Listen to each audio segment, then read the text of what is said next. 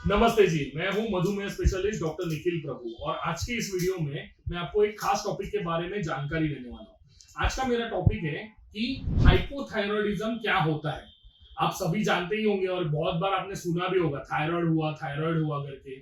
अभी बहुत सारे जो मेरे डायबिटीज वाले पेशेंट हैं उनको थायराइड भी आमतौर पर काफी पेशेंट में पाया जाता है। अभी ये किन में पाया जाता है? नॉर्मली थायराइड डिसऑर्डर जो है वो फीमेल पेशेंट्स में, औरतों में ज्यादा पाया जाता है।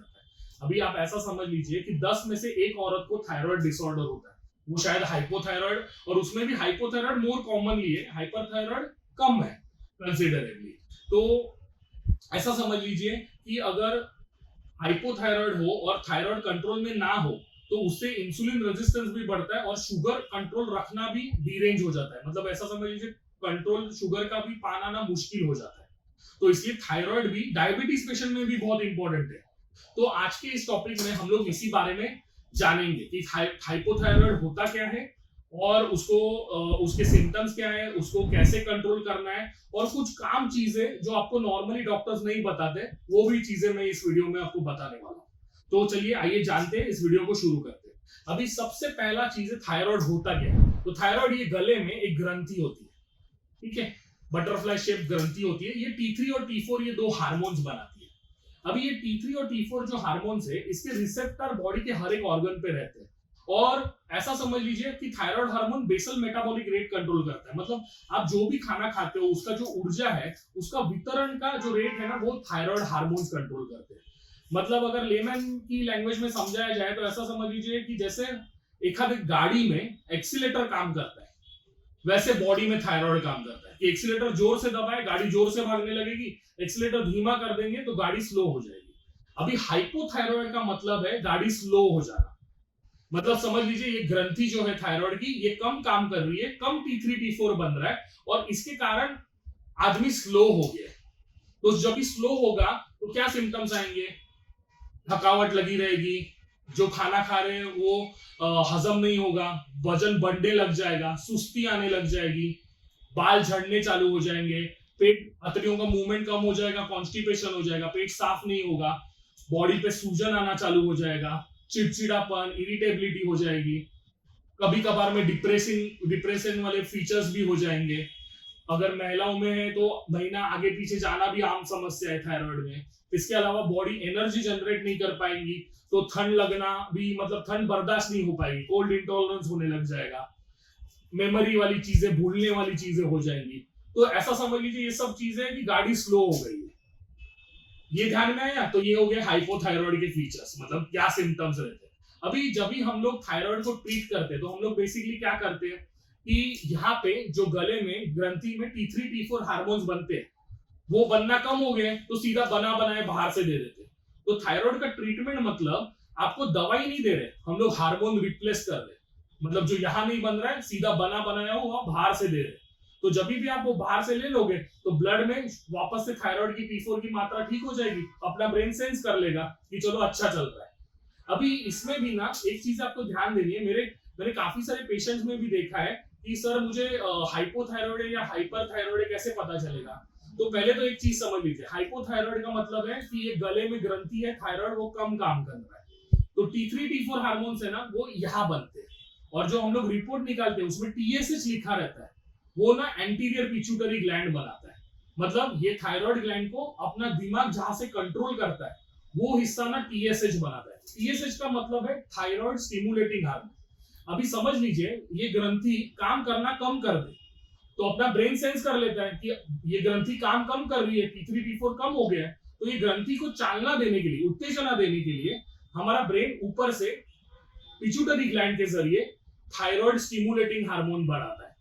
तो थायराइड स्टिमुलेटिंग हार्मोन आपने देखा होगा हाइपोथायराइड में बढ़ा हुआ रहता है, तो TSH बढ़ा हुए का मतलब है हाइपोथायराइड, ये ग्रंथि काम कम कर रही है।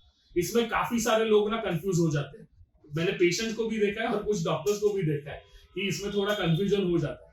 पर मेन ध्यान रखना है कि TSH अगर बढ़ा हुआ होगा तो इसका मतलब है हाइपोथायराइड, T3 T4 कम, TSH बढ़ा हुआ होगा तो हाइपोथायराइड, मतलब ये ग्रंथि काम कम कर रही है। अभी हम जो दवाई देते हैं वो डायरेक्टली T4 है, मतलब जो इधर नहीं बन रहा है वो डायरेक्टली दे रहे हैं। अभी आप सोचोगे कि एक ही गोली दे रहे हैं पर हार्मोन तो दो थे T3 T4, तो बॉडी T4 का T3 खुद ही बना लेती है, इसलिए 2 गोली देनी नहीं पड़ती, एक ही गोली दे दी है।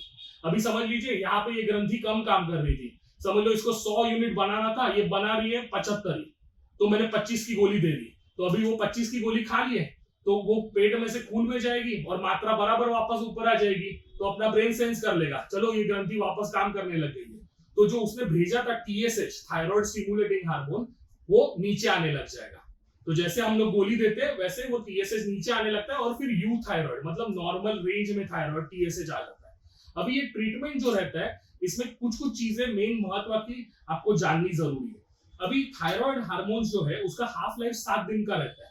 तो फॉर एग्जाम्पल मैं बता रहा हूं, अगर आपका समझ लीजिए रोज का गोली 100 पावर का चालू है, तो हफ्ते में 700 हो गया, तो समझ लीजिए एक आध दिन आप भूल गए तो अगले दिन 2 लेना है, ताकि हफ्ते का 700 बराबर रहे। इसका क्यूमुलेटिव एक्शन रहता है, तो अगर आप एक दिन भूल जाते हो तो अगले दिन 2 ले सकते हो। ये पहला चीज।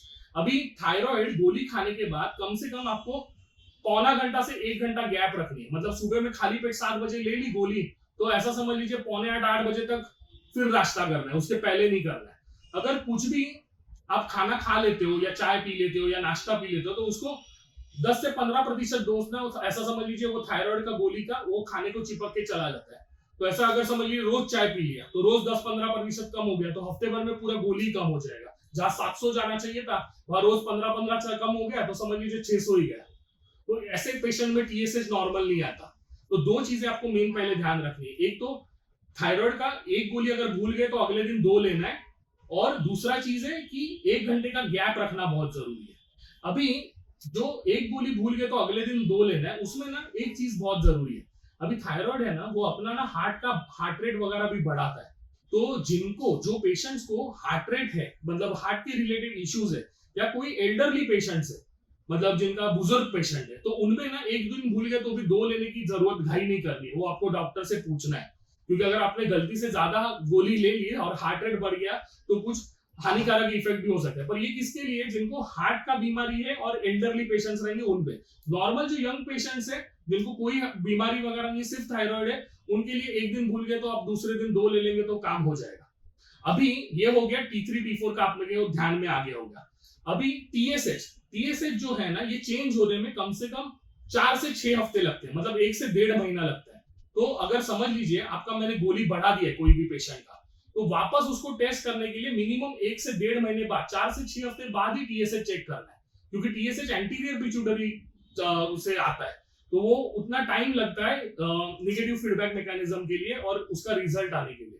तो अगर आपने थायराइड की गोली भी बढ़ाई है तो आपको देखना है कि मिनिमम आप 1 से 1.5 महीना खाओ और उसके बाद ही रिपोर्ट चेक करो। अभी ये आपको ध्यान में आ गया कि कैसा वर्क करता है। अभी पहले तो एक समझ लीजिए, अभी मैं आपको बेसिक वाला चीजें बता रहा हूँ। थायराइड के जो हार्मोन्स है ना, वो आयोडीन से बनते हैं। अभी आयोडीन जो है ये खाने में ना 2 ही चीजों से मिलता है, एक मतलब टाटा नमक, आयोडाइज सॉल्ट रहता है, उसमें आयोडीन रहता है, तो उसके कारण अपने को मिलता है। और दूसरा चीज है, जो भी चीज समंदर से आएगी, मछली, फिशेस, उन पे आयोडीन रहता है।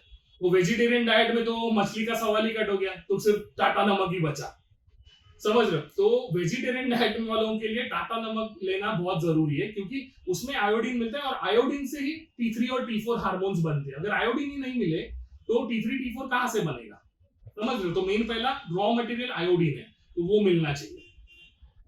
अभी तो मतलब टाटा सॉल्ट यूज करो, तो ऐसा नहीं बोल रहा हूँ कि ज्यादा नमक खाओ, पर सफिशिएंट क्वांटिटी में खाना, मतलब नमक में आयोडाइज होना जरूरी है।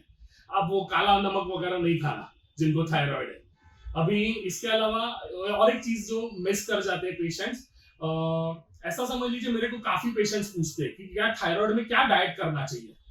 अभी जैसे आपको मैंने बताया कि आयोडीन रॉ मटेरियल है, अभी डाइट में क्या होता है, कुछ कुछ चीजें हैं, जैसे सोयाबीन हो गया या कैबेज हो गया, कॉलीफ्लावर हो गया, ब्रुसेल्स स्प्राउट्स हो गए, इस तरह की क्रूसीफेरस जो वेजिटेबल्स रहती है, वो बेसिकली क्या करती है कि ब्लड में से ना आयोडीन एंट्रैप कर देती है। मतलब समझ लीजिए वो आपने अगर सब्जी खाई होगी तो ब्लड में से आयोडीन निकाल लेगी, तो वो थायराइड ग्लैंड तक पहुंचेगा नहीं और फिर थायराइड हार्मोन्स बनेंगे नहीं। पर नॉर्मली हमारे खाने में हम लोग कोई सब्जी 1 किलो नहीं खाते, समझ लो, थोड़ा सा क्वांटिटी में सब्जी लेते हैं। तो थोड़ा सब्जी खा भी लेंगे तो भी उसने थोड़ा आयोडीन ले भी लिया ब्लड में से, तो भी इतना नहीं फर्क पड़ता है कि आयोडीन ग्लैंड को T3 T4 हार्मोन बनाने के लिए आयोडीन ना मिले। अगर आप घर पे टाटा नमक यूज कर रहे हो तो सफिशिएंट क्वांटिटी में आयोडीन मिल रहा है, तो उसके कारण एज सच थायराइड के लिए कोई भी डाइट फॉलो करने की एज सच जरूरत नहीं है।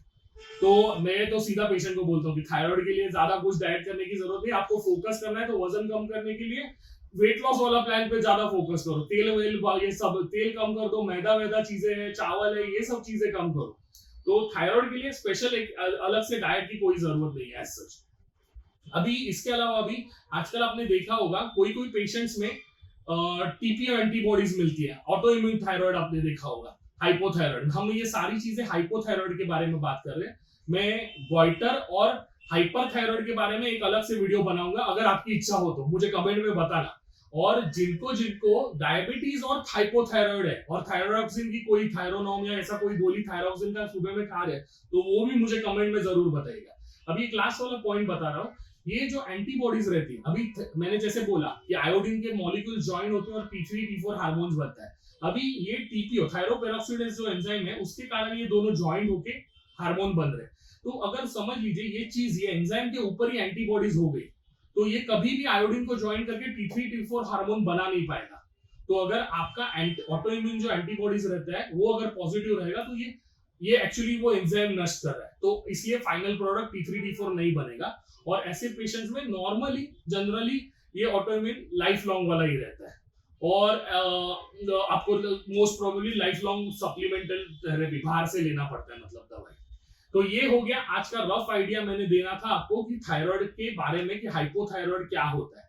अभी इसके अलावा थायराइड में पेशेंट्स में इंसुलिन रेजिस्टेंस कैसे होता है, हाइपोथायराइड और हाइपरथायराइड में इंसुलिन रेजिस्टेंस कैसे होता है, या हाइपरथायराइड का ट्रीटमेंट क्या रहता है, गॉइटर के लिए कैसे अप्रोच करें, उसके क्या मेथड्स है, सर्जिकल अप्रोच है या मेडिकल अप्रोच है। तो ये सब के बारे में भी मैं और चीजें और नए वीडियो बनाऊंगा। तो अगर आपको अच्छा लगा होगा ये वीडियो तो आपके दोस्तों के साथ शेयर कीजिए, मेरे चैनल को सब्सक्राइब कीजिए और ये वीडियो को लाइक जरूर कीजिएगा। और आपके मन में कुछ सवाल हो और जो मैंने क्वेश्चंस पूछे उनके आंसर कमेंट में जरूर डालिएगा। ठीक है, धन्यवाद।